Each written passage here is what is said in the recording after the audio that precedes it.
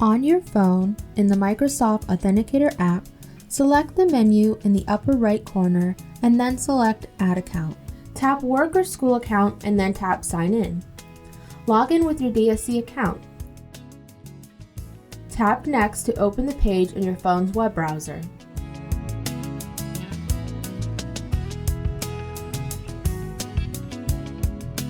Tap Next on the More Information Required screen.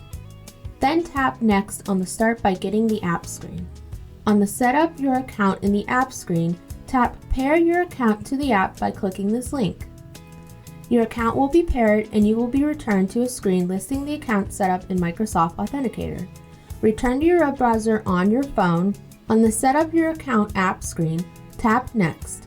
You will get a Let's Try It Out screen and a test notification will be sent to your Microsoft Authenticator app. Approve the notification in the app and you will get the Notification Approved screen in your phone's web browser. Tap Next and you will be prompted to set up the phone method.